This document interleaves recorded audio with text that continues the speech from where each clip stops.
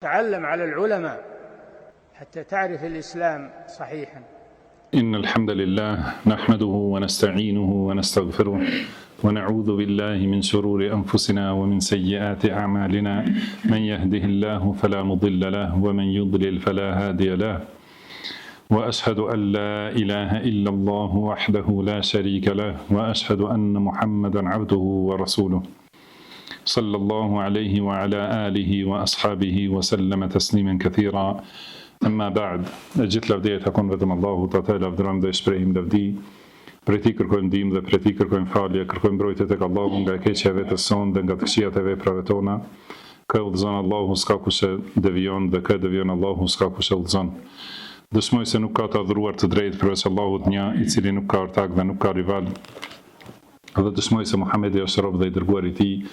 Salavatet dhe selamet e shumta të Allahut qofshin për të, për familjen e tij dhe të gjithë shokët e tij, si dhe të gjithë ata që e ndjekin udhën e tyre deri në ditën e gjykimit. Mëtej, o Zoti ynë, ti je i lartësuar dhe i pastër nga çdo emet, ne nuk dim asgjë posa asaj që na ke mësuar ti. Në të vërtetë ti je i gjithdituri, i urti. O Allah, na bëj të dobishme atë që na ke mësuar, na mëso atë që na bën dobi.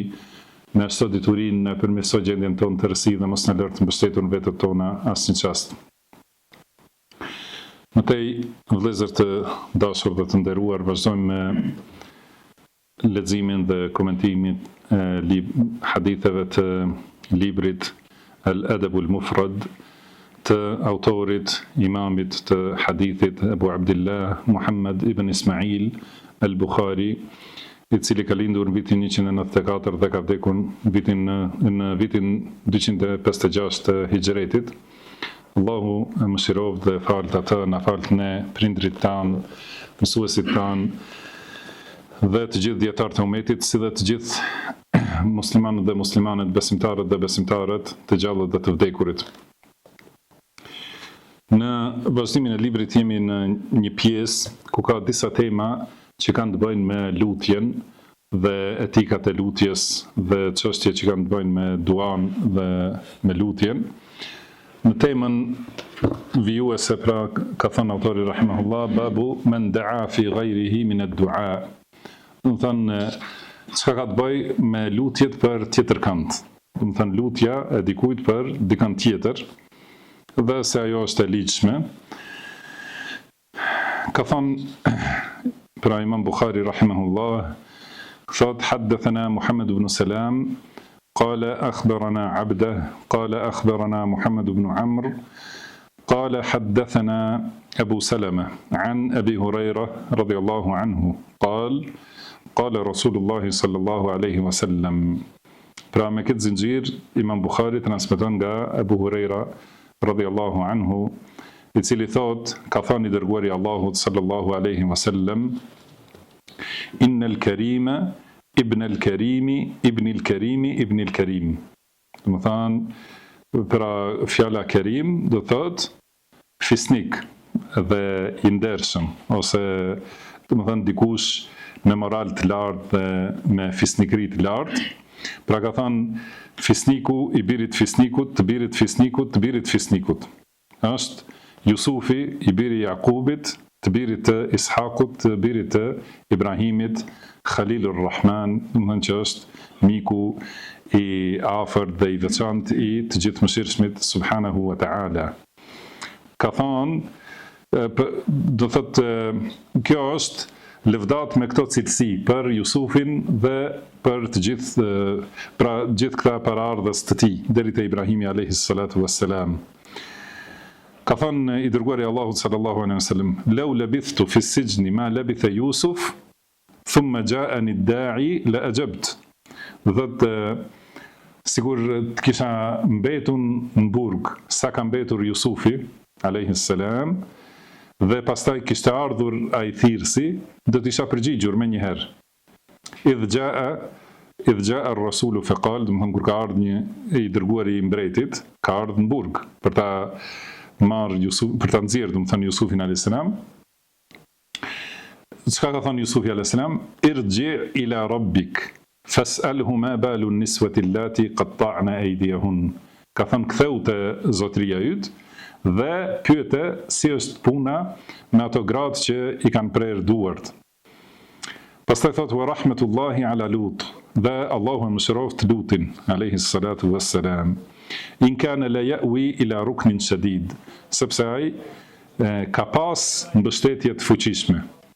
Edhe kur i ka thënë popullit të tij, law anna li bikum quwwatan aw awi ila ruknin shadid, ka thënë sigur të kisha pas fuqi ose të kisha pasur mbështetje të fuqishme.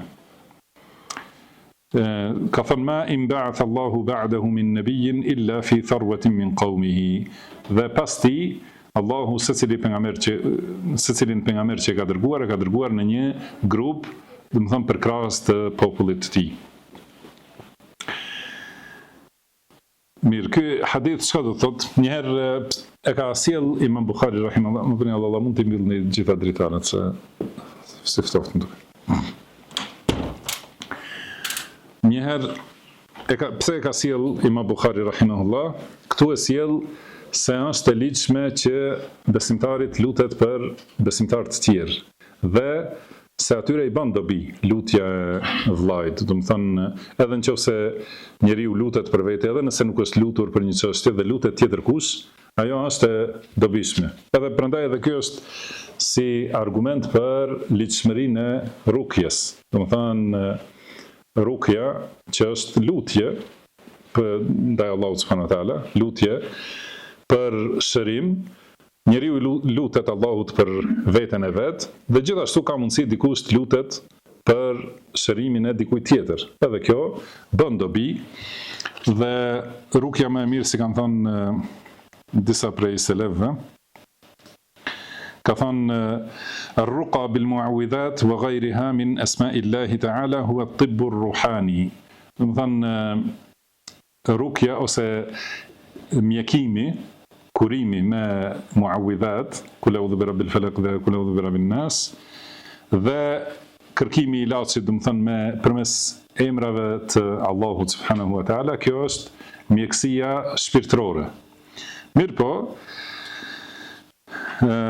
thot wa idha kana ala lisan al-abrar min al-khalqi hasala ash-shifa'u bi idhnillah. Nëse këtë e bën një bamirës, një devotshëm prej robërve të Allahut, atëherë vjen shërimi. Falamma azza hadha an-naw', mirpo pasi u bë shumë i rrallë ky lloj i njerëzve që mund të bëjnë rukje, domethënë që janë më të vërtet ebrar, domethënë njerëz të devotshëm dhe të mirë, janë shumë të rrallë, atëherë njerëzit ju kthyen vetëm mjekësisë trupore. Do thotë e kanë lënë këtë mjekësinë shpirtërore, edhe janë mbështetur vetëm te mjekësia trupore. Edhe kuptohet se mjekësia trupore është e ligjshme gjithashtu, edhe pejgamberi sallallahu alaihi wasallam ka përdorur ilaçe dhe ka udhëzuar për disa ushqime që janë ilaç ose për disa mënyra për shërim trupor. Mirpo nuk duhet besimtari që të mbetet vetëm te ilaçet fizike, vetëm te ilaçet trupore, thënë edhe për çështjen më të vogël, edhe për dhimbjen më të vogël për shemb të kokës, lejohet që ta marrë atë hapin që qetëson dhimbjen, mirëpo nuk duhet të mbetet vetëm në atë, duhet patjetër kryesisht të bazohet në ilaçin shpirtëror, në rukje, të bëj rukje vetes, jo të kërkoj prej njerëzve, por edhe nëse e sheh një antar të familjes, do të thonë që ka dhimbje, menjëherë duhet njeriu të fillojë me rukje, pra i bën të tjerëve, i lutesh Allahut për shërimin e të tjerëve. Do të thonë përgjithësia dhe çdo çështje tjetër, edhe për falje të gjunaheve, pra lutet fëmia për prindin e vet, por edhe luten vëllezërit për vëllezërit e vet, që Allahu t'ia fal gjunahet, luten dietarët për dietarët më hershëm.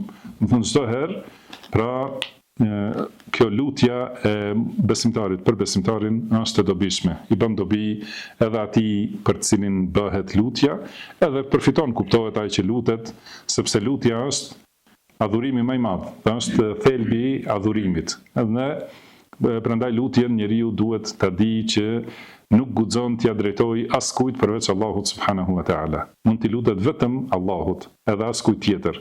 Dhe çdo formë e lutjes që i drejtohet tjetër kujt përpos Allahut, atëherë ajo është shirk. Domethënë nëse është për çështje për cilat nuk ka fuqi krijesa njeriu që është prezent dhe që dëgjon. Domethënë nëse është njeri prezent dhe dëgjon një kërkesë dhe është prej kërkesave që i bën njeriu dhe janë në fuqinë e tij, të rëndomta, të zakonta, domethënë, atëherë lejohet. Përndryshe çdo lutje tjetër, nëse i bëhet një njeriu që nuk është prezent, ose një njeriu që është i vdekur, ose me lajkeve, ose kujdo qoftë tjetër përveç Allahut, ose i lutet një njeriu të prezent për gjëra që janë të veçanta për Allahun, për shembull shkon te shehu i tarikatit edhe i lutet që t'i japë fëmijë, për shembull, ose që t'ja zgjeroj furnizimin e kështu me radhë, të gjitha këto janë forma të shirkut. Njeriu guxon t'i lutet vetëm Allahut dhe askujt tjetër përveç tij subhanahu wa taala dhe nuk ka ndërmjetës mes robit dhe Zotit të tij. Nuk ka ndërmjetës për drejtimin e lutjes. Allahu është që dëgjon gjithçka, sheh gjithçka, di gjithçka, edhe do të flasim edhe për këtë pak më vonë. Dhe Allahu është më i mëshirshmi dhe më i fuqishmi, i gjithë fuqishmi, do të thënë për çdo gjë që i kërkohet atij subhanahu wa taala. Këtu në hadithin që e ka sjell janë përmendur dy lutje të pejgamberit sallallahu alaihi wasallam ose një lutje në realitet për një lutje e pejgamberit sallallahu alaihi wasallam për Lutin alayhi salatu wassalam. Ka thënë në fillim me këto lëvdata për Jusufin a.s. Pra Jusufi i dërguar i Allahut dhe kuptohet njeriu me fisnikri më të lartë në moral, në sjellje, në vepra, në besime. Ai ka qenë i dërguar i Allahut dhe ka qenë i biri një njeriu fisnik dhe i lartë në moral, në sjellje, në vepra, në besim, që ka qenë Jakubi a.s. Dhe ai gjithashtu ka qenë biri një njeriu të fisnik, me fisnikri të lartë, ka qenë i dërguar i Allahut Ishaku alayhi salatu wassalam dhe ai ka qenë i biri i njeriut më të vlefshëm të njerëzimit pas pejgamberit sallallahu alaihi wasallam, që është Ibrahimi alayhi salatu wassalam, Khalilullah ose Khalilur Rahman, do të thonë miku i afërt, i veçantë, dosti i veçantë i Allahut subhanahu wa taala. Pra kjo është lëvdat për Jusufin alayhis salam dhe për gjithë këta pejgamber që i ka quajtur me këtë emërtim. Dhe ka thonë pejgamberi sallallahu alaihi wasallam pasi e ka lëvduar Jusufin alayhis salam, ka thonë po të kisha mbetur unë në burg aq gjatë sa ka mbet Jusufi alayhis salam, kur të vinte ky thirrsi do të isha përgjigjur më një herë. Do të thonë do të kisha dalë më një herë prej burgut. Kjo është natyra e njeriut. Do të thonë më një herë sa vjen momenti që vjen zgjidhja, do të thotë e një vështirësie që kanë qenë shumë vite në burg, i pafajshëm, me njëherë do të kisha dalë. Mirë po, kjo është gjithashtu lëvdat për Jusufin alayhis salam për durimin e tij. Nuk ka dalë Jusufi alayhis salam nga burgu pa u vërtetu pafajësia e tij. Do të thënë megjithse ka qëndruar gjithë ato vite në burg, prap ka dashur që njëherë para se të dalë që të vërtetohet dhe të njihet, do të thënë te njerëzit pafajësia e tij që ka qenë pa dyshim. Pra i ka thënë irji ila rabbika fas'alhu ma balu niswati allati qatta'na aydiyahun. Do të thënë nuk ka dalë më një herë, po i ka thënë këtij të dërguarit të mbretit, ka thënë ktheu te mbreti, te zotëria yt, edhe pyete një herë për ato gratë. Edhe gjithashtu prej moralit të Jusufit alayhis salam nuk e ka përmendur gruan e tij. Do thënë shko pyete si është çështja me gruan tënde. Po i ka thënë gratë që çfarë komploti kanë bë ose çfarë plani kanë bërë gratë ato në përgjithësi. Ku ka qenë edhe gruaja e mbretit ose këtij njeriu me pushtet. Por ka thënë pyete për gratë që i prejnë duart, do të thonë si është puna e tyre dhe historia në vazhdim është e qartë që ata kanë thënë nuk ka pas asnjë të keqe Jusufi alayhis salatu wassalam. Pastaj ka thënë wa rahmetullahi ala Lut. Edhe mëshira e Allahut qoftë mbi Lut. Allahu e mëshiroft Lutin. Ose ka në tjetër transmetim, ka thënë pejgamberi sallallahu alaihi wasallam yaghfirullahu li Lut. Do të thënë Allahu ja falt Lutit. pra e falt Lutin alayhi salatu wassalam, i cili kur kanë ardhur populli i tij me ato devimet edhe me padrejtësinë e fliqur që e kanë bërë, edhe e kanë sulmuar edhe për musafir që i kanë ardhur, ka thonë Luti alayhis salam lau anna li bikum quwwa, do të thonë sikur të kisha pas fuqi, të kisha qenë më i fuqishëm, ose të kisha pas përkrahës. Do të thonë atëherë nuk do të kisha leju, do thotë kjo është në gjendje të vështirësisë që ka thënë njeriu, sigur ka thënë Luti alayhis salam, sigur të kisha pasur fuqi më shumë dhe të kisha pasur një përkrahje të fuqishme. Dhe ka harruar të thotë me fjalë, do të thonë që e ka këtë fuqi, sepse pejgamberët e Allahut e kanë pasur përkrahjen e Allahut subhanahu wa taala. Do të thonë, padyshim për këtë shkak ka thënë pejgamberi sallallahu alajhi wasallam, Allahu e falt Lutin se ai ka pasur mbështetje të fuqishme. Do të thonë e ka pas Allahun subhanahu wa taala.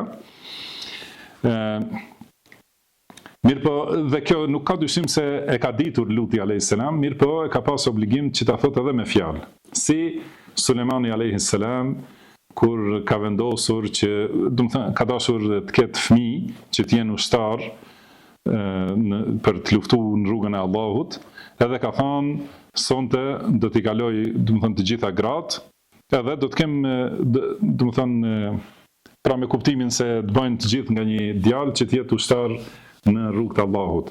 Dhe ka harruar të thotë insha Allah, do të thënë nëse do Allahu, dhe për këtë shkak Allahu e ka ndëshku.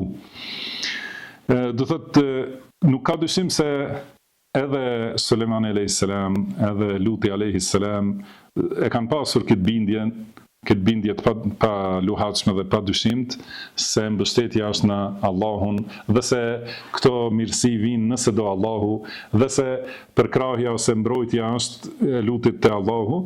Mirë po, gabimi i tij ka qenë që nuk e ka thënë me fjalë, do të thënë nuk e ka shprehur këtë. Sigur të kishte thonë dhe me kuptimin se të kisha pasur edhe mbrojtës prej njerëzve, siç e ka mbrojtës Allahun. Do të thënë, pasi njerëz më shumë e shikojnë, pra mosbesimtar, kundërshtar të pejgamberëve, më shumë e shikojnë fuqitë e dukshme të dunjas.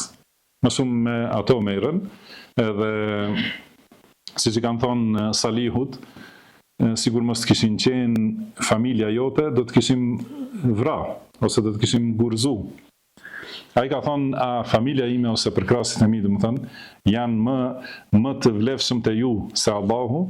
Do të thënë, padyshim se mbrojtja dhe përkrahja është nga Allahu subhanahu wa taala. Mirë po, për shkak se njerëzit e shikojnë këtë aspekt, prandaj ka thonë Luti alayhis salam, sigur të kisha pasur më shumë fuqi ose më shumë përkrahës, atëherë ju nuk do të kishit vepruar kështu, do të thonë të vini të më postronit të musafirët e kështu me radhë. Sepse Luti alayhis salam nuk ka pas familje, ka qenë qytetin, si përmendet edhe në disa libra, ajo që është përmendur me emër edhe në Bibël, emri Sedum, do thotë është vend në Sham. Dhe kurse Ibrahimi alayhis salam dhe Luti alayhis salam janë nga Iraku. Dhe ata kanë ardhur, Luti alayhis salam ka bërë hijret bashkë me Ibrahimin alayhis salatu wassalam në Sham. Atëherë Allahu e ka dërguar te ky qytet ose te ky vend banim. Dhe edhe Ibrahimi alayhis salam nuk ka pasur përkrahës, do të thënë prej rrethit, edhe Luti alayhis salam nuk ka pasur ndonjë përkrahës prej familjes. Kurse të gjithë pejgamberët tjerë kanë pas mbështetje dhe përkrahje nga familja ose si më thënë rrethi fisnor i tyre. Pra qëllimi është se këtu pejgamberi sallallahu alaihi wasallam është lutur për Lutin alayhis salatu wassalam, ka thënë siç është në transmetim tjetër, yaghfirullahu li Lut, do të thënë Allahu e falt Lutin, ose rahmetullahi ala Lut, pra mëshira Allahu qoftë me Lutin alayhis salatu wassalam. Në hadithin e radhës, nga ky hadith ka shumë përfitime. Gjithashtu në këtë hadith sqarohet edhe modestia e pejgamberit sallallahu alaihi wasallam. Do të thënë, ka thënë pejgamberi sallallahu alaihi wasallam, sikur të kisha ndetur aq shumë vjet në burg, do të kisha dalë më një herë. Pra nuk do të kisha pritur të vërtetohet pafajësia. Në këtë aspekt, do të thënë, e ka lëvduar Jusufin alayhis salam në aspektin e durimit më shumë. Edhe nëse dikush, kjo nuk do të thonë se ai që lëvdohet në një aspekt më shumë se dikush tjetër, nuk do të thonë se është më i vlefshëm përgjithësi se ai që nuk është lëvduar, do të thonë në këtë rast. Pra edhe pse pejgamberi sallallahu alaihi wasallam lëvdon Jusufin alayhis salam më shumë për aspektin e durimit dhe mos nxitimit. Kjo nuk do të thonë se Jusufi alayhis salam është në pozitë më të lartë se pejgamberi sallallahu alaihi wasallam. Dhe mirë po kjo tregon modestinë dhe dashurinë e pejgamberit sallallahu alaihi wasallam për të gjithë pejgamberët, edhe të gjithë besimtarët e të gjithë popujve. Edhe kjo është mund të gjendet vetëm te pejgamberët e vërtet të Allahut. Pra nuk e bëjnë ata që janë gënjeshtar ose që pretendojnë pejgamberllokun. Po ashtu, do të thënë, kjo tregon se njeriu duhet të kushtoj rëndësi davetit në familje. Do të thënë, duhet ta thrasë familjen që të jenë, pika e parë është, do të thënë, që ta kryej obligimin ndaj tyre para Allahut subhanahu wa taala. Pastaj, do të thënë, ta kuptohet se secili e do shpëtimin e atyre që i ka më të afërt. Pra secili dëshiron që në ahiret ta shohë prindin e vet, ose vllajën e vet, ose motrën e vet, ose bashkëshorten e vet, ose fëmijët e vet, do të thënë ti shoh në xhenet. Nuk do dikush, nuk besoj që dikush prej besimtarëve dëshiron që vetë të jetë në xhenet, kurse fëmijët e vet ti shoh në xhehenem. Do të thënë, prandaj pra thirrja e kësaj familjes dhe fisnis, do të thënë, që të jenë të shpëtuar. Pastaj, që do të jenë përkrahje për atë thirrës. Do të thënë, do të jenë përkrahje për zbatimin e fesë, edhe do të jenë përkrahje para të tjerëve, nëse i thret të tjerët në Islam, edhe në rrugën e drejtë. Por gjithmonë duhet ta ketë parasysh njeriu se mbështetja e vërtet dhe strehimi i vërtet është fuqia absolute te Allahu subhanahu wa taala. I gjithfuqishmi absolut. Gjithmonë njeriu duhet të mbështetet Allahut, por i bën këto shkaqe që të fitojë mbështetje edhe prej krijesave. Në temën e radhës ka thënë Imam Bukhari rahimahullah, babun nakhilati min ad-du'a. Do të thonë lutja e kulluar. Do të thonë lutja e kulluar. Sepse nakhila do të thonë e situr. Pra kur pastrohet, që lutja duhet të jetë e kulluar, e pastër, e dedikuar vetëm për Allahun subhanahu wa ta'ala. Ka thënë حدثنا عمرو بن حفص قال حدثنا أبي قال حدثنا الأعمش قال حدثني مالك بن الحارث عن عبد الرحمن بن يزيد. Do të thënë me këtë zinxhir, pra transmetohet nga Abdulrahman ibn Yazid. Ai ka thënë, كان الربيع يأتي علقمة يوم الجمعة. Pra Rabi'a, një prej tabinëve, do të flasim pak për ta, vinte te Alqama, një tabi tjetër, vinte do të thënë të Xuman. Fa idha lam akun thamata arsalu ilayya. Nëse nuk kam qenë, nëse nuk ndodhesh aty, nuk isha prezant, më thrisnin, e dërgonin dikon që të më thras. Fa jaa marratan wa lastu thamma. Edhe erdhi një herë Rabia, do të thënë, dhe unë nuk isha aty. Fa laqiyani Alqama. Edhe më takoi Alqama. Më tha, alam tara ma jaa bihi ar-Rabi', a di se çka solli Rabia, ose do të thënë çfarë fjalë na tha Rabia? Ka thonë, alam tara akthara ma yad'u an-nas wa ma aqalla ijabatahum. Ka thonë Rabia, a nuk e sheh se sa shumë luten njerëzit dhe sa pak ka përgjigje. وذلك أن الله عز وجل لا يقبل إلا الناخلة من الدعاء. Ka thënë kjo është sepse Allahu nuk e pranon lutjen përveç nëse është e kulluar e pastër. Qultu, thot Abdurrahman ibn Yazid, awalaysa qad qala dhalika Abdullah, a nuk e ka thënë këtë edhe Abdullahi? Kush është këtu? Cili Abdullah? Është Abdullah ibn Mas'ud. Barakallahu fik, më mirë. Dhe të tre këta janë nxënës të Abdullah ibn Mas'udit radhiyallahu anhu. Po ka thënë ma qal, çka ka thënë Abdullah ibn Mas'ud? Ka thënë qala Abdullah la yasmi'u Allahu min musmi'in. Do të thënë Allahu nuk ja dëgjon lutjet e atij që do të dëgjohet. Keni kujdes. Wala mura'in, as atij që do të duket. Wala la'ibin, as atij që lun, do të thënë, është jo i përqendruar në lutje. Wala da'in illa da'in da'a yathbutu min qalbihi. Përveç, pra Allahu e dëgjon vetëm lutjen e atij që lutet me zemër të qëndrueshme, do të thënë të përqendruar, të koncentruar në lutje dhe zemër të paluhatshme në përkushtim ndaj Allahut subhanahu wa ta'ala. Qala fa dhakara Alqama, atëherë ju kujtu Alqamas dhe ka thënë naam, po, ashtu ka thënë Abdullah ibn Mas'ud radhiyallahu anhu. Pra kjo fjalë që ka thënë Rabi' ibn Khuthaym, Rabi' ibn Khuthaym ibn A'idh Abu Yazid al-Thawri rahimahullah, është një prej nxënësve më të mëdhenj të Abdullah ibn Mas'udit radhiyallahu anhu. Kan thënë min ma'adin as-sidq, do të thënë është një prej burimeve të sinqeritetit. Do të thënë ky Rabi ibn Khuthaym ka qenë materiali i sinqeritetit, do të thotë njeri që asnjëherë nuk ka thënë përveç se të vërtetën. E kam pyetur Abu Wa'il, ayyuma akbar anta aw ar-Rabi', kam thënë kush është më i madh, ti apo Rabi'a?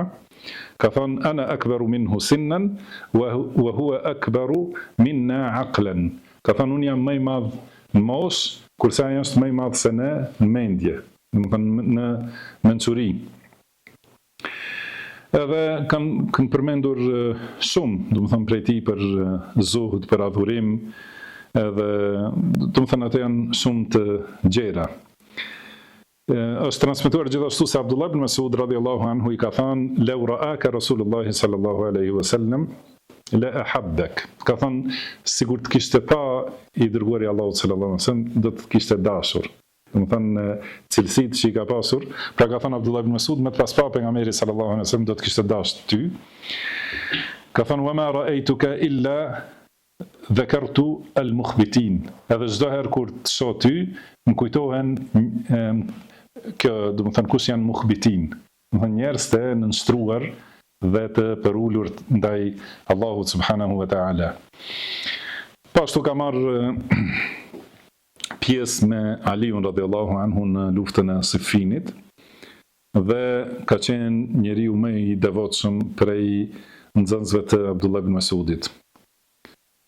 Kur e kanë pyetur mëngjes kejfe asbahte, si u gdhive, pra si je sot mëngjes, ka thënë asbahna du'afa mudhnibin, pra u gdhim të dobët dhe mëkatar. Na'kulu arzaqana wa nantadhiru ajalana.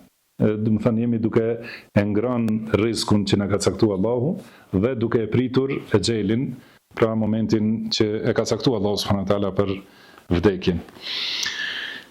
Pra ky njeri kur ka thënë pra një ditë se sa shumë njerëzit luten dhe sa pak përgjigje ka. Pse është kjo? Sepse Allahu i pranon vetëm lutjet e pastra dhe të kthjellta, të çiltërta, që nuk kanë asnjë njoll të syfaqësisë ose dëshirës për të dukur ose do të thënë diçka tjetër prej njollave që e njollosin tauhidin. Pra dua nuk e pranon Allahu dhe nuk i përgjigjet asaj. Edhe Kjo tregon se sa duhet njeriu të jetë i përpikt në përkushtim ndaj Allahut subhanahu wa ta'ala. Edhe do ta di se Allahu ka thënë ana aghna shuraka yani shirk. Do të thonë unë jam që as pak nuk kam nevojë për asnjë lloj ortaku. Dhe kush bën një vepër dhe ma shoqëron aty dikën tjetër, e bën ortak tjetër kanë, atëherë unë e braktisja atë dhe shirkun e tij. Pra nuk pranon Allahu vepër përveç nëse është e pastër, edhe lutja gjithashtu. Nëse njeriu lutet që të fitojë shpërblime tek Allahu, edhe që t'i drejtohet Allahut për nevojat e tij, që Allahu t'ia plotësojë nevojat e dunjas ose të ahiretit, dhe e bën këtë pastër vetëm për Allahun, atëherë padyshim se përgjigjja do të vijë. Por nëse në lutjen e tij ka diçka që, do të thënë, që ta shohin njerëzit se lutet shumë, ose që dëgjojnë për ta se e bën shumë dhikr, ose është i devotshëm, atëherë kjo nuk shkon te Allahu subhanahu wa ta'ala. Se ka thënë Allahu, pra nëse njeriu kërkon me punë të ahiretit, përpara se ta përmendim fjalën e Allahut, nëse njeriu kërkon me punë të ahiretit diçka të dunjas, ka mundësi që Allahu ja jep atë të dunjas, mirë po në ahiret nuk i mbetet asgjë. Siç është hadithi i njohur që e dini të gjithë, 3 veta me të cilët fillohet zjarri i xhehenemit. Është dietari që thot Allahut, unë kam mësu dituri, e kam mësu Kur'anin dhe u kam mësu të tjerëve për ty.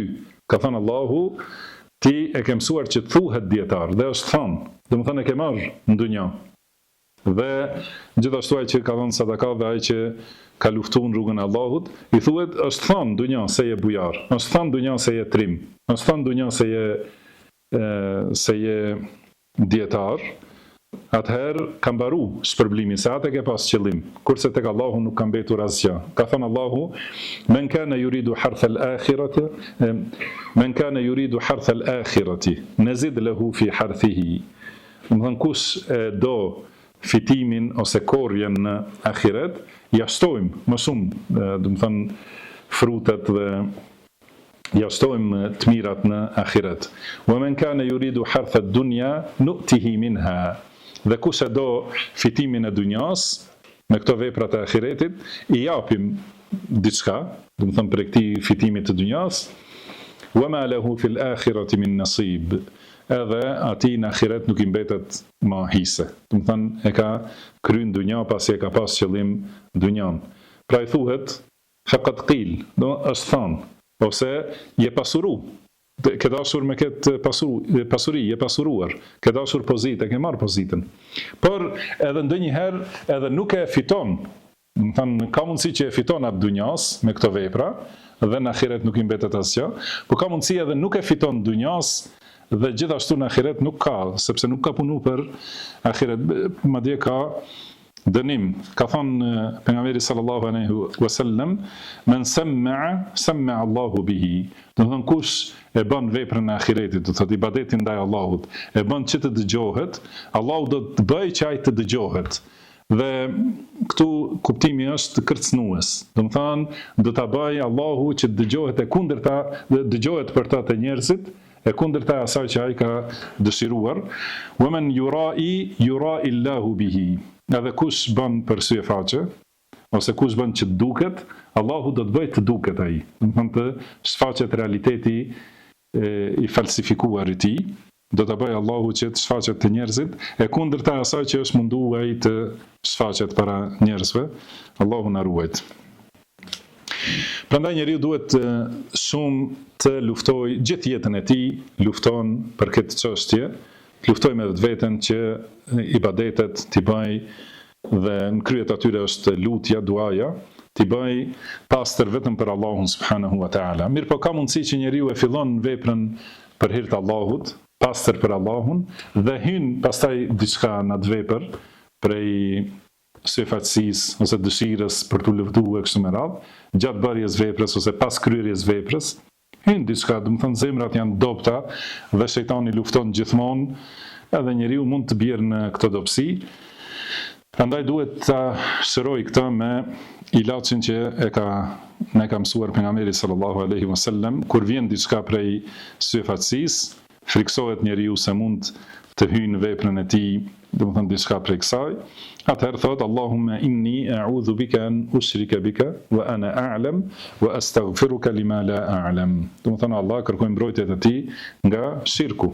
Domethënë kërkoj që të strehohem te ti, të më mbrosh që të ta shoqëroj dikën tjetër, duke e ditur unë. Dhe kërkoj faljet e tij nga ajo që nuk e di. Atëherë Allahu është falës, mëshirues dhe ka dhunti të shumta. Pra në këtë hadith është ndalimi për syfatësinë, rëndësia për ikhlasin, do të thënë ikhlas edhe këtu nakhile, ka thënë, do të thënë do të thotë kullim dhe pastrim. Prandaj kuptimi më i saktë i fjalës ikhlas është përkushtimi i pastër ose pastërtia në përkushtim të adhurimit ndaj Allahut subhanahu wa taala. Dhe gjithashtu nga ky hadith e kuptojmë rëndësinë e bindjes se Allahu i përgjigjet lutjes. Pra kur njeriu ta bëj të pastrat për Allahun, atëherë njeriu duhet ta di padyshim se Allahu i përgjigjet lutjes së tij.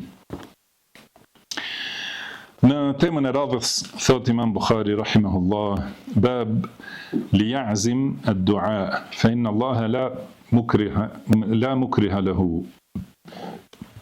Do thot është një temë për fjalën e pejgamberit sallallahu alaihi wasallam që njeriu ta bëj duan me këmbgulje ose dua të prerë. Pra lutje në mënyrë urdhërore, sepse Allahun nuk mund ta urdhërojë askush, edhe nuk mund ta detyroj Allahun askush. Pra thot Imam Bukhari, haddathana Muhammad ibn Ubaidillah قال حدثنا عبد العزيز بن أبي حازم عن العلاء عن أبيه عن أبي هريرة رضي الله عنه. Pra me këtë zinxhir nga Abu Huraira radhiyallahu anhu se i dërguari i Allahut sallallahu alaihi wasallam ka thënë: "Idha da'a ahadukum fala yaqul in shi'ta." Kur të lutet dikush, kur të bëj dua, mos thot nëse do, o Allah. Pra kur lutet o Allah ma jep këtë, nëse do, nuk duhet thot. Wal ya'zim al mas'ala, por le të bëj kërkesë të prerë. Pra Allah ma jep këtë, si që thuhet në gjuhën shqipe në mënyrë urdhërore, pra i lutet Allahut, ma jep këtë, ma fal mëkatin, më ndihmo, më udhëzo e kështu me radhë. Wal yu'azzim ar-raghba, edhe gjithashtu le të ketë dëshirë, si më thonë, ose vullnet madhështor, pra të madh, të ketë shumë dëshirë që ta fitojë atë që e kërkon tek Allahu. Fe inna Allaha la ya, dhe gjithashtu kërkesat të mëdha le të bëj. Pra wal yu'azzim ar-raghba, kërkesat le të jenë të mëdha. Pra Allah ma jep xhenetin Firdaus. O Allah më bën për shembull prej dietarëve udhëzues ose imam në fe, kërkesën më të madhe që dhe kjo për çën imam kemi fol tjetër herë, imam i të devotshëm, waj'alna lil muttaqina imama, do të thënë na bëj imam ose udhëheqës ose shëmbëltyr për të devotshmit. Dhe nuk ka mundësi njeriu të jetë shëmbëltyr për të devotshmit nëse nuk i ka shëmbëltyr të devotshmit e më hershëm, do të thënë që të jetë pra udhëzimi i plotë që njerëz të mirë ta marrin shembull për rrugën e mirë. Ky është qëllimi i kërkimit të që t'jesh imam, jo që t'jesh udhëheqës dhe me pozitë në dunja, por që t'jesh me pozitë të lartë tek Allahu për fetari dhe udhëzim. Pra kërkoni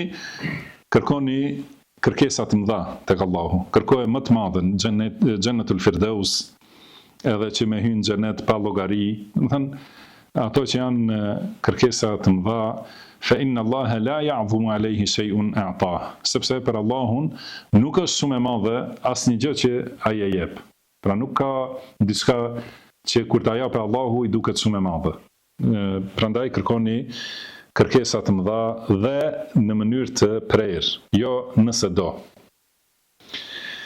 Po ashtu në hadithin e radhës thot haddathana Muhammad ibn Salam قال أخبرنا إسماعيل بن علية عن عبد العزيز بن صهيب عن أنس رضي الله عنه قال قال رسول الله صلى الله عليه وسلم. Do të thënë nga Anas ibn Malik radhiyallahu anhu transmetohet se i dërguari i Allahut sallallahu alaihi wasallam ka thënë: "Idha da'a ahadukum falyazim fi ad-du'a."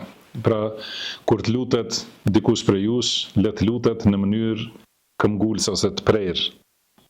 Wala yaqul, dhe mos thot Allahumma in shi'ta fa'a'tini, mos thot Allah nëse do ma jep këta, ose o Allah nëse do më falë kështu me radhë, fa inna Allaha la mustakriha lahu, sepse Allahu nuk mund ta detyroj askush. Pra nuk ka nevojë ti më thon o Allah po të duash ma jep këta, se kjo jep kuptim sigur Allahu nuk është i gjithë fuqishmi, i gjithë pushtetshmi.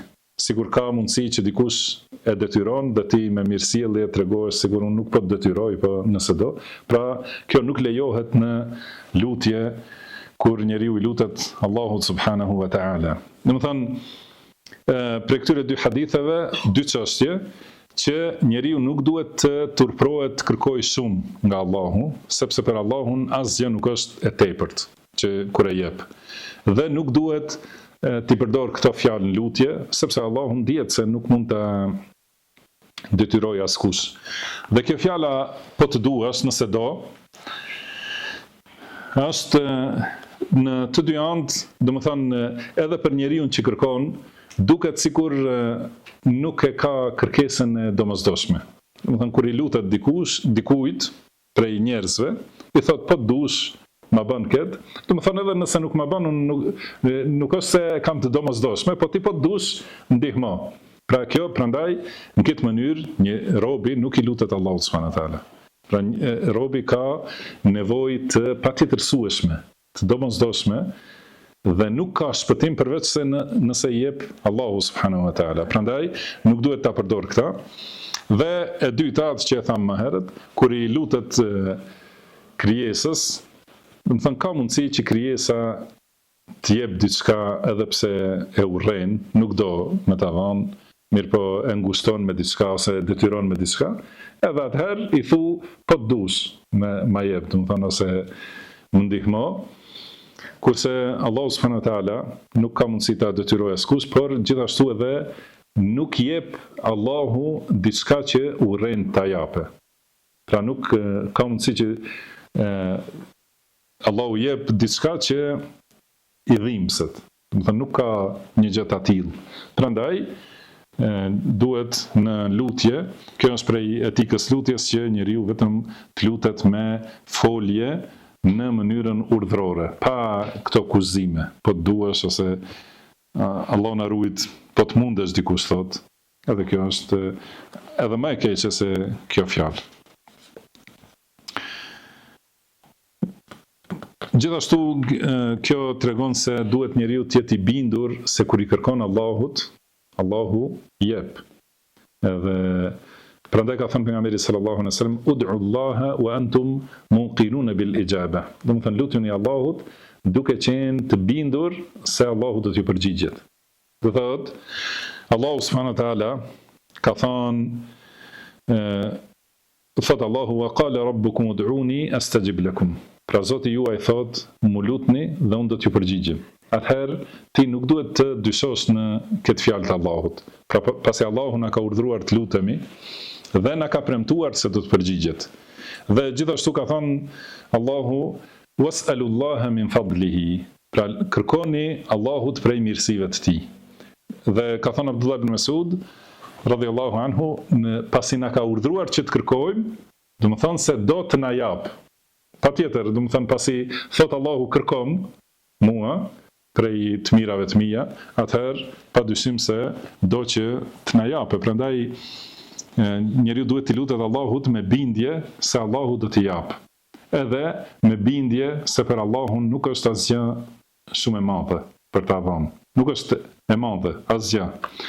Edhe nuk është, do të thënë, nuk urren Allahu që t'japë diçka ose nuk e jep atë që urren, nuk ekziston diçka në pasurinë e Allahut që i dhimbset Allahut subhanahu wa ta'ala. Por duhet gjithashtu ta ketë parasysh njeriu edhe një tjetër çështje në lutje, ajo është mosnxitimi. Edhe mosnxitimin e ka sqaruar pejgamberi sallallahu alaihi wasallam. Pra ka thonë la yazalu yustajabu lil abdi yarhamukallah. La yazalu yustajabu lil abdi ma lam yad'u bi ithmin aw qati'ati rahim ma lam yasta'jil.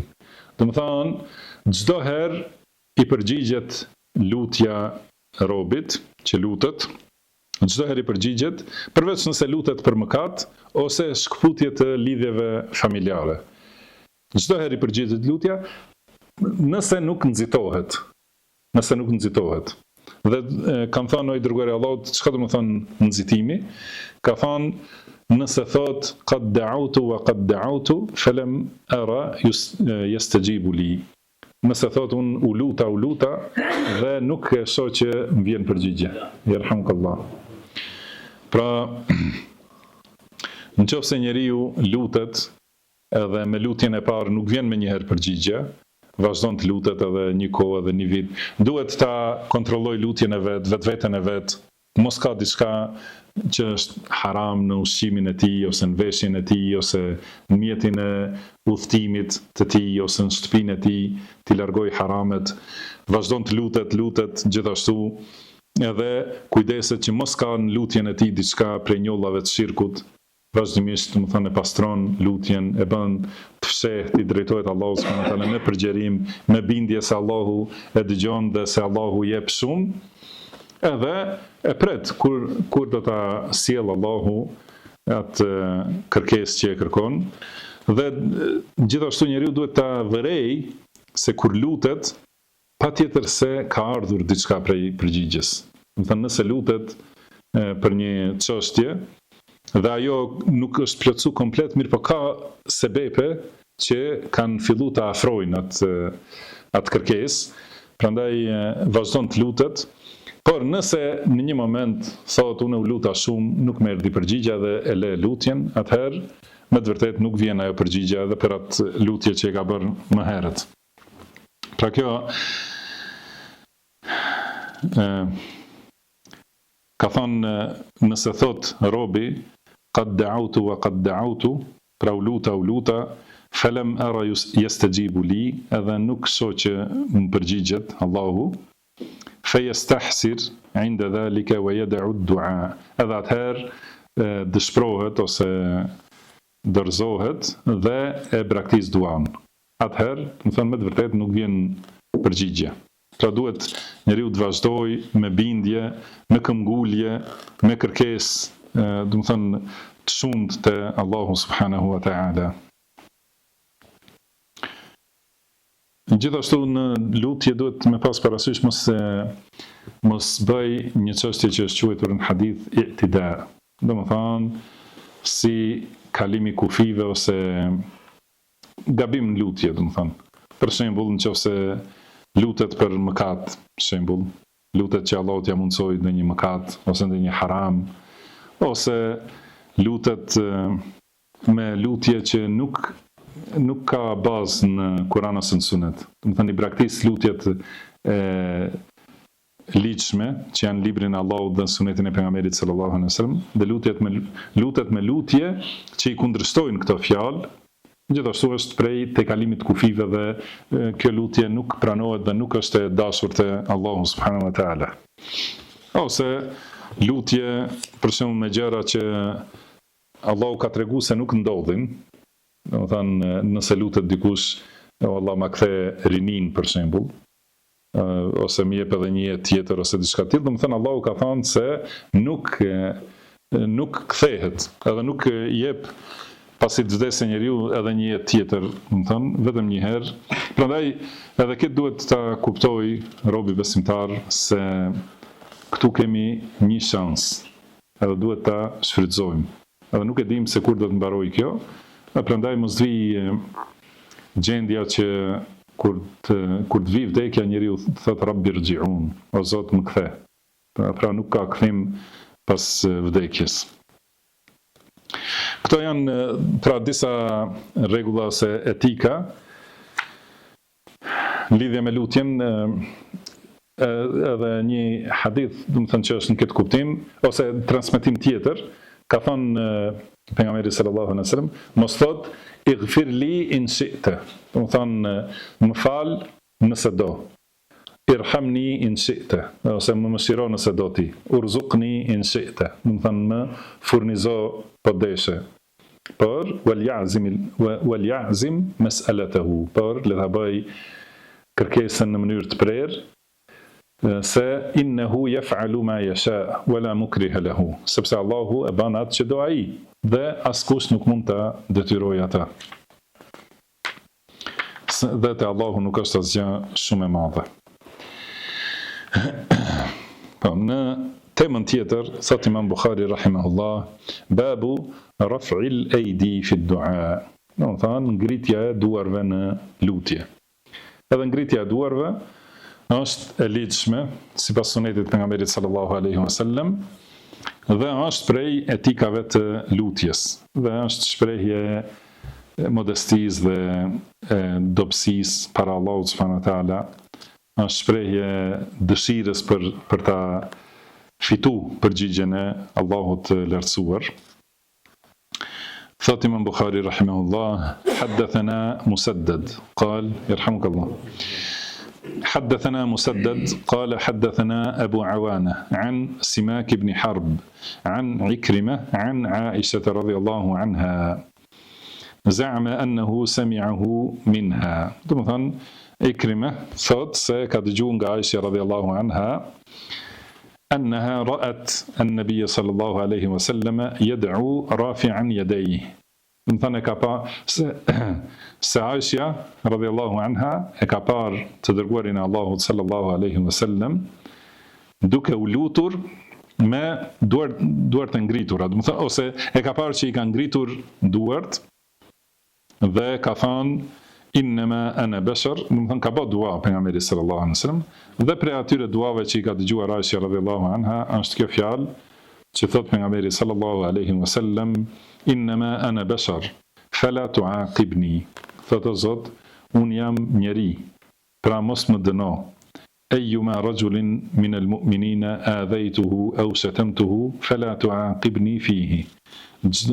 Cilin do njeri prej besimtarëve që i kam penguar diçka, ose e kam shqetësuar diçka, ose e kam ofenduar apo e kam mos më dëno për ta. Kjo është prej lutjeve të pejgamberit sallallahu alaihi wasallam dhe modestisë dhe sjelljes me etikë të lartë ndaj Zotit subhanahu wa taala. Pra ka pranu dobësinë e vet para Allahut, do të thonë se un jam njeri, bëj gabime, rrëshqitje, nëse ndodh do të thonë që i bëj dikujt ndonjë shqetësim prej besimtarëve, atëherë mos më dëno për ta, do të thënë mi fal gjunahet, mos më dëno për gabimet. Ka thënë pejgamberi sallallahu alaihi wasallam. Por Imam Bukhari e ka sjell këtë, do të thënë për ta vërtetuar këtë temë se ngritja e duarve në dua është e lidhshme, është prej sunetit pejgamberit sallallahu alaihi wasallam. Edhe është prej mënyrës së përulësisë para Allahut subhanahu wa taala kur i lutesh. Ka gjithashtu është transmetuar me një transmetim që ka dobësi se sahabët, do të thënë gjatë lutjeve ose gjatë në udhtim gjithashtu i kanë ngritur duart, i kanë drejtuar, do të thënë pjesën e brendshme të shuplakave në drejtim të fytyrës. Do të thënë kjo ka qenë një prej formave të lutjes, do të thënë nëse njeriu lutet në këtë mënyrë, i drejton duart drejt fytyrës së tij, është një prej formave të ngritjes së duarve. Tjetër është drejtimi i shuplakave drejt qiellit, pra sikur lypës para Allahut subhanahu wa taala. Dhe forma të tjera ka edhe për shi, do ta përmendim, domethënë kërkimi për shi.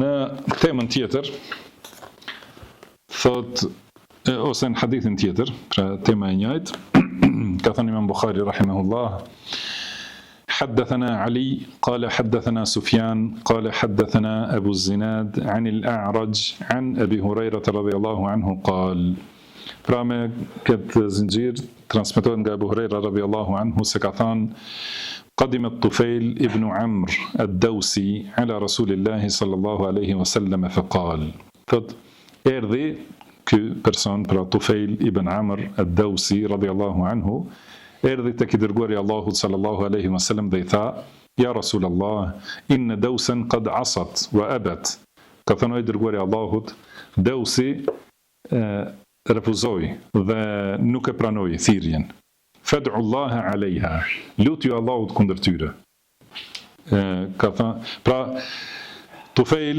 ibn Amr ad-Dawsi ka shku pra ka pranuar Islamin te pejgamberi sallallahu alaihi wasallam dhe ka shkuar te fisi I tij Daus që t'i thrasen Islam dhe në momentin e parë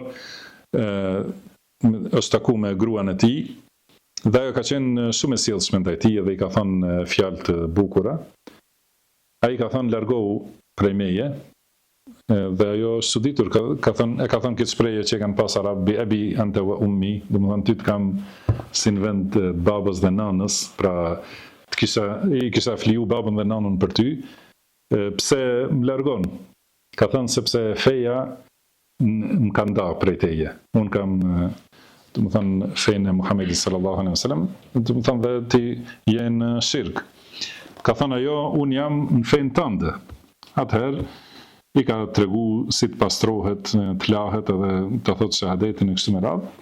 Pastaj e ka thirr popullin e tij, domethënë ajo ka hyrë në Islam bashkë me burrin e saj, Tufailin. Pastaj Tufaili ka thirr në Islam popullin e tij, ka bë davet dhe sqarim, mirëpo kanë pranuar Islamin vetëm një numër I vogël dhe shumica kanë kundërshtuar dhe kanë qenë arrogant. Dhe për këtë shkak Tufaili ka ardhur te pejgamberi sallallahu alaihi wasallam ka thënë nuk pranojnë ata unë shkova bona davet si më thirrë ti ata si më urdhrove ti ata nuk pranojnë lutu kundër tyre domethënë që Allahu t'i shkatroj atëherë thot fastaqbala Rasulullah sallallahu alaihi wasallam al-qiblata wa rafa'a yadayhi atëherë pejgamberi sallallahu alaihi wasallam u drejtu drejt kibles dhe I ngriti duart fa dhanna an-nasu annahu yad'u alaihim edhe njerëzit menduan se do të lutet kundër tyre. Edhe ka në transmetime nëse nuk gaboj që kanë thënë u shkatru Dawsit, do thotë kur I ka ngrit pejgamberi sallallahu alaihi wasallam duart, kurse pejgamberi sallallahu alaihi wasallam ka thënë Allahumma hdi Dawsan wa'ti bihim. O Allah, udhëzoje Dawsin dhe silli ata këtu, do të thënë Medinë te pejgamberi sallallahu alaihi wasallam. Edhe pastaj pas një kohe të shkurt ashtu udhëzu gjithë fisi Daus. Pra kështu ka qenë morali pejgamberit sallallahu alaihi wasallam dhe dëshira që njerëzit të udhëzohen, jo nxitimi për hakmarrje.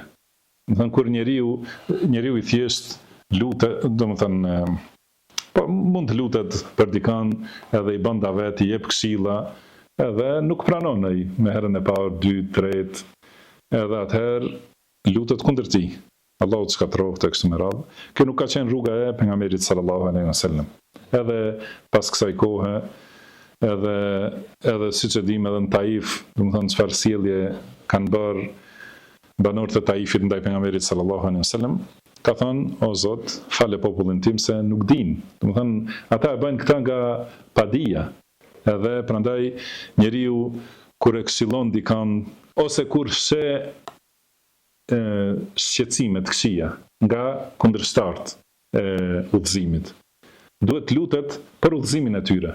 Sepse në këtë rast nëse ti e thret në sunet edhe e thret në rrugën e selefëve dhe ai të sulmon edhe të akuzon, atëherë të ka bërë padrejtësi, padyshim.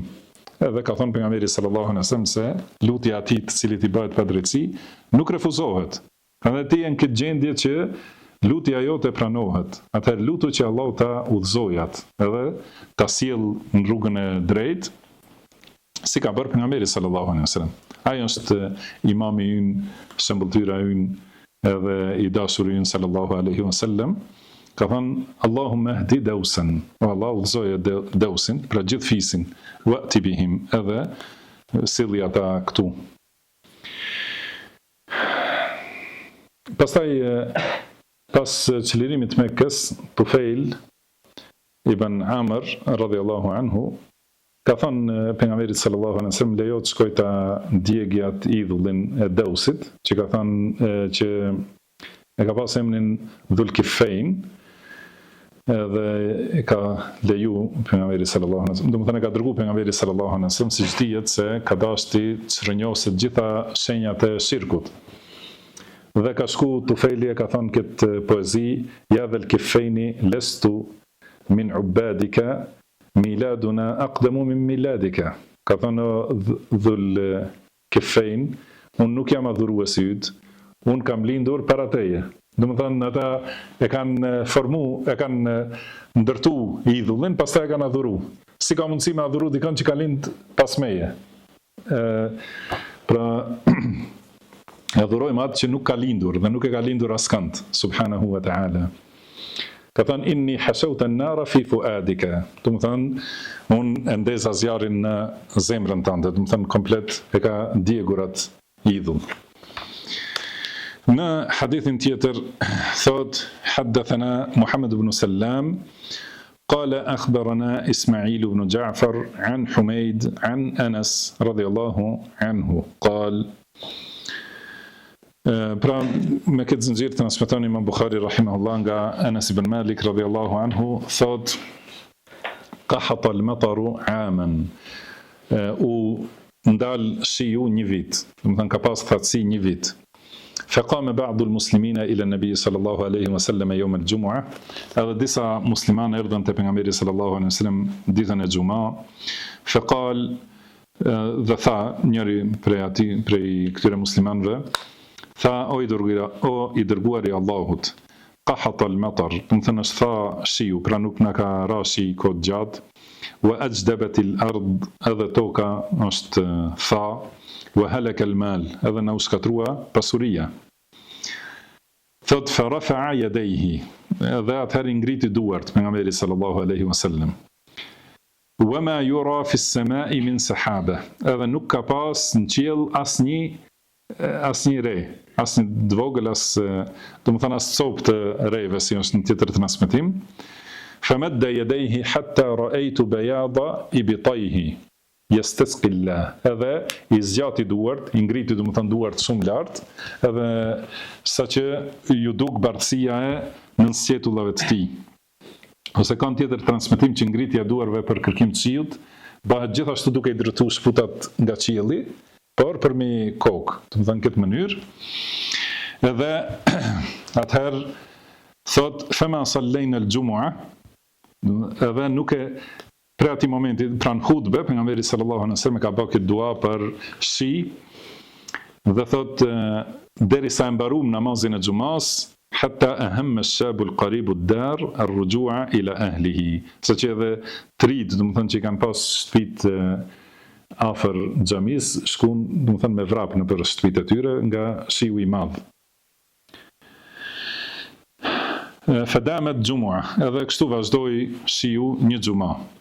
Kjo është një emër që kanë përdor sahabët edhe selefi për javën. Edhe është një shprehje e bukur që mirë është ta kemi në fjalor. Domethënë ka vazhduar një xuma shiu, falamma kanat al-jum'ah allati taliha, edhe kur ishim në namazin e xumas tjetër të radhës, atëherë tha ky njeri, o i dërguari i Allahut, tahaddamat al-buyut, do të thënë na u rënun shtëpit, wahtabasa ar-rukban, edhe u ndalu udhëtimi, do të thënë nga shiu i madh. Edhe thot fatabassama li sur'ati Melal ibn Adam, edhe pejgamberi sallallahu alaihi wasallam buzëqeshi, do të thënë se sa shpejt bezdiset biri i Ademit. Wa qala bi yadihi, atëherë bëri me dorën e tij, do të thënë sigur anëve. Puna juaj që kur ju thuhet dilni në rrugën e Allahut, rëndoheni në tokë. Do të thënë i bëhet njeriu trupi i rënd, edhe nuk mund t'i ndahet tokës, kur është për një vepër të hajrit.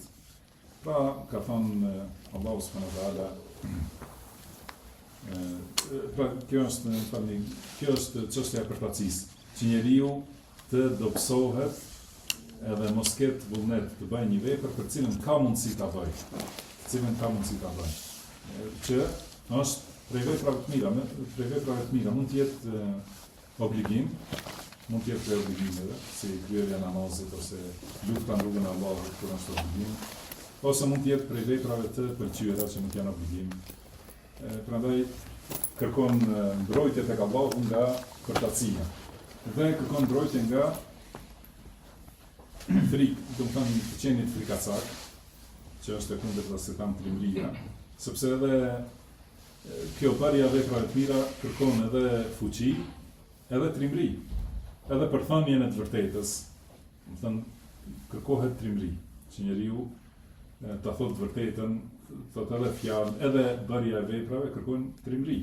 Në disa herë njeriu nga frika prej armikut, qoftë ai armiku i jashtëm ose i brendshëm i vetvetes së tij, nga frika e nefsit, ndonjëherë njeriu i praktis veprat e mira. Edhe kjo është, do të thënë, prej rrugës keqe, por gjithmonë duhet t'i kërkojë Allahut që ta bëjë trim, që ta thotë vërtetën para secilit njeri, edhe ta kryejë atë që ka obligim. Pa marrë parasysh çfarë armiku ka, do të thënë, kur vjen puna për namazin ose çështje tjera, edhe kur vjen puna për luftë në rrugën e Allahut, do të thënë, që mos ekzistojë te ai kështu gjendje të frikacakut, por të jetë trim për atë që është hak para Allahut subhanahu wa ta'ala. Wa a'udhu bika min al-haram. Edhe haram, tham, është pleqëria në atë mënyrë që ja humb shumicën e fuqive njeriu. Do të thënë, ka mundësi dobësohet shikimi, dëgjimi, dobësohet folurit, memoria, edhe trupi, edhe atëherë njeriu nuk ka mundësi ta lexojë librin e Allahut ose nuk ka mundësi t'i mbajë mend shtyllat ose kushtet e namazit, edhe nuk mund ta kryejë namazin. Do të thënë, këto janë gjendje që quhet jeta më e ulët, ose gjendja më e ulët e jetës. Si ka thënë Allahu, Wallahu khalaqakum thumma yatawaffakum wa minkum man yuraddu ila ardhil umur. Thot Allahu ju ka krijuar, pastaj Allahu ju sjell vdekjen dhe disa prej jush kthehen në gjendje të jetës më të ulët. Do të thënë, kur bëhet njeriu plak, që nuk ka mundësi as ta shërbejë vetën, bëhet barë për dikën tjetër, nuk mund t'i kryejë obligimet e veta, edhe ndaj Allahut subhanahu wa taala, ndoshta edhe ndaj familjes gjithashtu. Pra është në këtë gjendje, likej la ya'lama ba'da ilmin shay'a, që pas diturisë që e ka pasur, atëherë në këtë gjendje të jetës keqe, do të thënë nuk di asgjë. Inna Allaha alimun qadir, do të thënë Allahu është i gjithdijshëm dhe i gjithfuqishëm. Pra kërkon mbrojtje që mos vi pleqëri e këtij. Do të thënë, i lutet njeriu Allahut që të ketë jetë gjatë dhe vepra të mira. Jetë gjatë dhe vepra të mira, me fuqi, me mençuri, me dituri deri në fund të jetës, dhe kërkon mbrojtje tek Allahu që mos ketë pleqëri të keqe, pleqëri të dobësisë, domethënë. Wa a'udhu bika min al-bukhli. Edhe kërkoj mbrojtje nga kopracia. Edhe kopracia do thotë kur njeriu në ka vështirë, do të thënë zemra e tij shtrëngohet për ta dhënë, për të dhënë diçka prej mundësive që i ka mundësi të jetë ajo obligim, do të thënë siç është zakati ose kafaretet, ose shpenzimi për familjen, për shembull, ose kthimi i borxhit. Ato janë obligime që duhet t'i japë njeriu dhe dikam e ndal kooperacia, edhe nuk mund t'a japë ato obligime.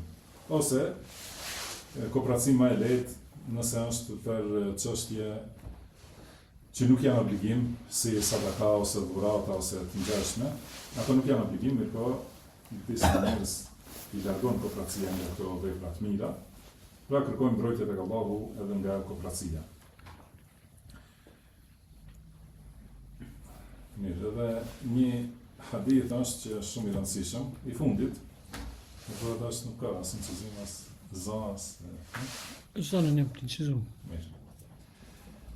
Thot Imam Bukhari rahimahullah, حدثنا خليفة ابن خياط قال حدثنا كثير ابن هشام قال حدثنا جعفر عن يزيد بن الأصم عن أبي هريرة رضي الله عنه قال عن أبي هريرة رضي الله عنه عن رسول الله صلى الله عليه وسلم. Me këtë zinxhir Imam Bukhari transmeton nga Abu Huraira dhe Abu Huraira nga i dërguari i Allahut sallallahu alaihi wasallam se ai ka thënë qala Allahu azza wa jalla Allahu i lartësuar ka thënë ana inda dhanni abdi wa ana ma'ahu idha da'ani. Pra unë jam sipas mendimit të robit tim për mua dhe unë jam me të kur ai më lutet. Ky është hadith shumë i rëndësishëm. Edhe shumë është me rëndësi ta kuptojmë domethënë aspektet e këtij hadithi. Hadith qudsi, domethënë fjalë e Allahut subhanahu wa ta'ala. Pra thot Allahu, unë jam për robin tim ashtu si më mendon robi mua. Dhe unë jam me të kur ai më lutet. Kjo pjesa e dytë është për qëllimin, domethënë pse është sjellur në këtë temë, për çështjet e lutjes. Pra njeriu duhet ta di se i lutet Allahut që dëgjon çdo gjë, sheh gjithçka, di gjithçka dhe që është i fuqishëm për çdo gjë, dhe është i mëshirshëm për robin. Më shumë se sa është robi për veten e vet, ose më shumë se sa është nëna për fëmijën e vet, Allahu subhanahu wa taala është i mëshirshëm për robin e vet. Prandaj kur ti lutet duhet ta di se Allahu është me të. Edhe kjo të qenit Allahut me robin, me ije, kemi folë në temat e akides, dhe thot ka meije përgjithshme, ose Allahu është me robrit e tij në kuptimin e përgjithshëm dhe është me robrit e tij në kuptim të veçantë. Kuptimi i përgjithshëm është se cilësitë e Allahut, që janë dëgjimi, shikimi, mbikëqyrja ose dituria, gjithashtu furnizimi e kështu me radhë i përgjithshëm, domethënë është për të gjitha krijesat. Me të gjitha krijesat është Allahu në këtë mënyrë që i di çdo gjë për ta dhe çdo imësi, domethënë për ta. Dhe meria e veçantë ose që Allahu është me disa robër të tij në mënyrë të veçantë, dhe që është me përkrahje, me ndihmë, me sukses që u jep Allahu subhanahu wa taala dhe furnizim të veçantë. Prej kuptimit, furnizim me kuptim, edhe furnizim me të mirat e dunjas në mënyrë të veçantë. Si ka thënë Allahu, inna Allaha ma'al ladhina ittaqaw wal ladhina hum muhsinun. Do thënë Allahu është me ata që janë të ruajtur, që janë të devotshëm dhe ata që janë bamirës. Pra Allahu është me ta, i ndihmon, u jep sukses dhe i përkrah. Do të thënë, kur lutet robi, atëherë Allahu është me të, me të dy kuptime. Sepse robi besimtar të devotshëm, do të thënë Allahu është me ta edhe në kuptimin e përgjithshëm, me ije amme, do të thënë është me këtë me ije në përgjithshme, që Allahu i sheh, dëgjon, mbikëqyrë kështu me radhë, dhe është me ije të veçantë, është që Allahu i ndihmon dhe i përkrah. Edhe atij që lutet, do thënë ka edhe këtë me ije të veçantë, që Allahu i përgjigjet lutjeve të tij dhe ja jep atë që e kërkon robi. Dhe pjesa e parë e hadithit është ana inda dhanni abdi. Do thënë unë jam si mendon robi im. Pra Allahu subhanahu wa taala është për robin ashtu si e mendon robi Allahun që është për ta. Kjo do të thonë se nëse njeriu lutet, edhe thot në lutja ime nuk ka ndonjë pesh, Allahu nuk më përgjigjet mu, atëherë me të vërtetë nuk i përgjigjet. Nëse thot robi, Allahu mu nuk më fal, edhe atëherë me të vërtetë nuk e arrin faljen e Allahut. Por nëse robi ka mendim të mirë për Allahun dhe ka shpresë tek Allahu, atëherë Allahu është për ta ashtu si e ka menduar. Mirë po ka një dallim mes mendimit të mirë dhe vetmashtrimit. Mendimi i mirë është mendim pozitiv që bazohet në shkaqe të dukshme. Kurse vetmashtrimi është mendim i mirë pa ekzistimin e këtyre shkaqeve. Çfarë do thotë?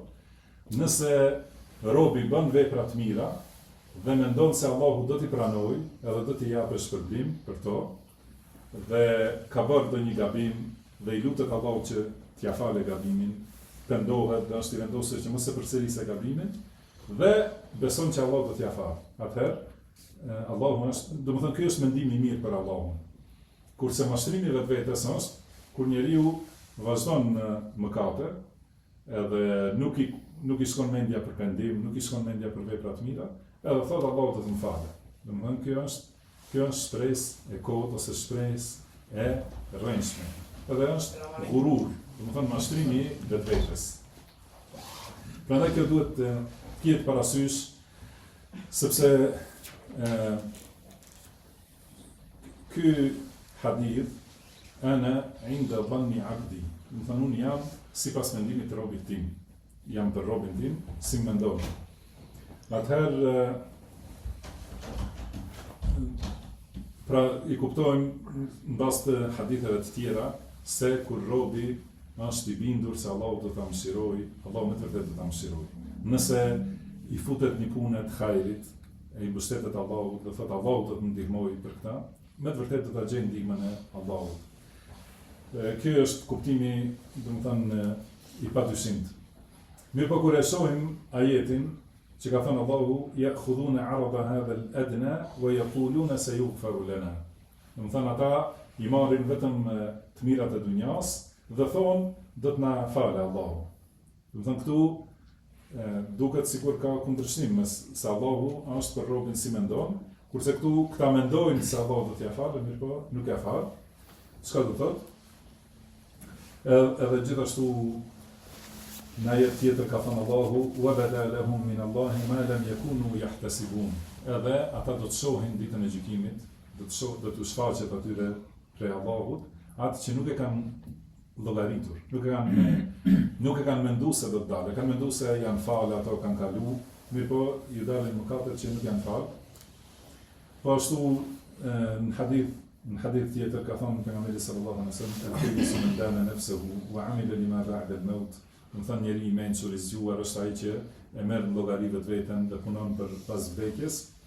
Wal ahmaqu man atba'a nafsuhu hawaha wa tamanna 'ala Allahi al-amani.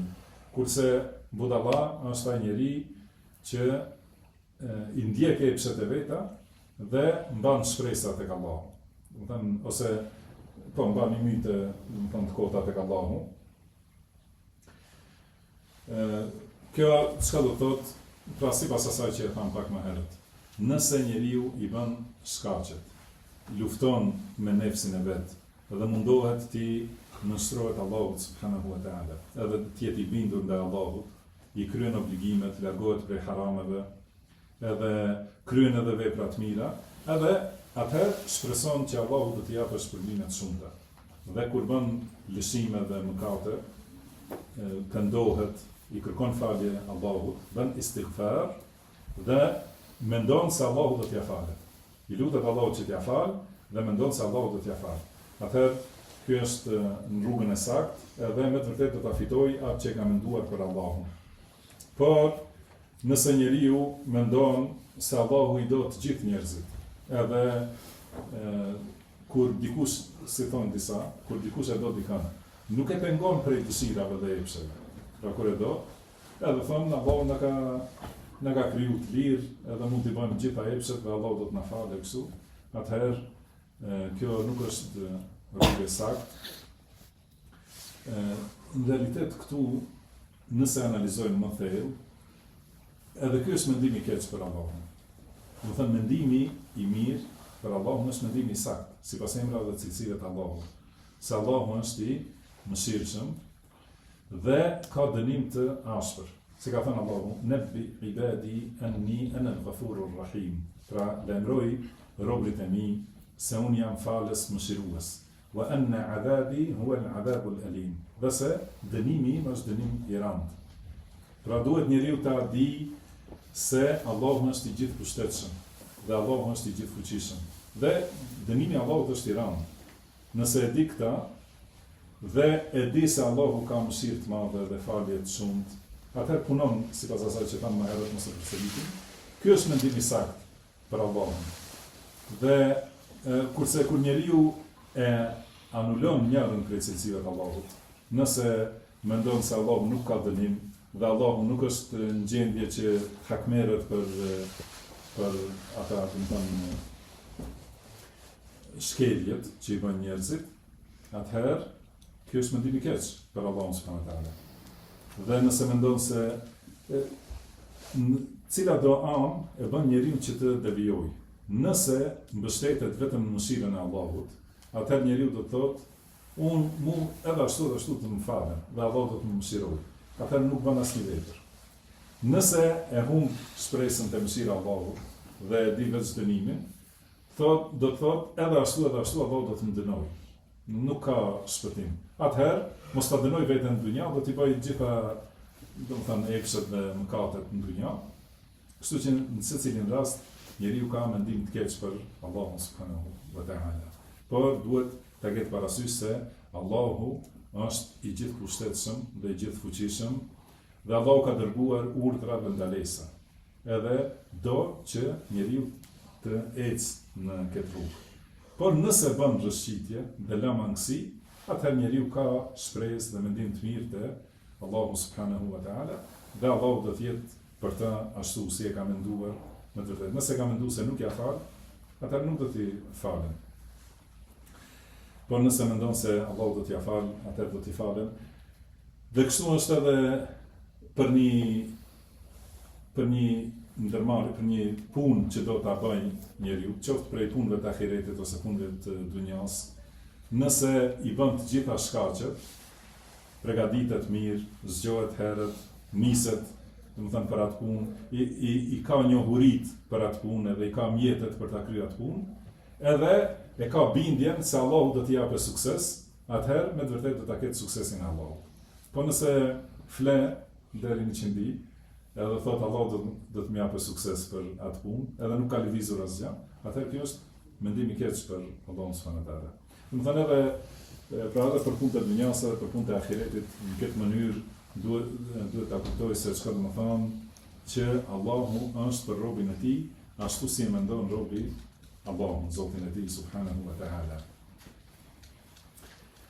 Edhe dallimi mes mendimit dhe vetmashtrimit. Se është interesant në këtë hadith, në tjetër transmetim, vazhdon, pra thot Allahu, pra unë jam sipas mendimit të robit tim, falyadhunna abdi ma sha, pra le të mendoj robi im çka mendon, le të mendoj robi im çka doj, pastaj vazhdon wa ma taqarraba ilayya abdi bi afdala min ada'i ma aftaradtuhu alayhi. Edhe nuk më afrohet robi im me diçka më të dashur për mua, sesa me kryerjen e asaj që ja kam bërë obligim. Domethënë më njëherë përmenden veprat pas mendimit. Dhe disa prej dietarëve kanë thënë se kjo është e veçantë për momentet e vdekjes. Domethënë kur afrohet vdekja, edhe i sheh njeriu shenjat se është duke dalë nga kjo dynja dhe i drejtohet ahiretit. Allahu na mëshiroj të gjithë në ato momente dhe çdo herë. Atëherë duhet t'i japë përparësi anës së shpresës, më shumë, ose do të thënë aty duhet t'i mbështetet shpresës në mëshirën e Allahut. Dhe kur njeriu ka qenë me frikë në gjatë jetës së dunjas, edhe është ruajtur shumë, edhe i ka vënë përparësi frikës, por nuk e ka anullu shpresën, atëherë në momentet e vdekjes pa dyshim se do të jetë shpresa që do të ngadmjej tek ai. Nëse gjatë jetës i ka vënë përparësi shpresës dhe e ka harru frikën ndaj Allahut, atëherë në ato momente do ta kaploj frika edhe të merri për takimit me Allahun. Dhe për këtë shkak ka një tjetër hadith qudsi, gjithashtu ka thënë Allahu, idha ahabba abdi liqa'i, ahbabtu liqa'ahu. Domethënë kur robi im e do takimin me mua, edhe unë e dua takimin me ta.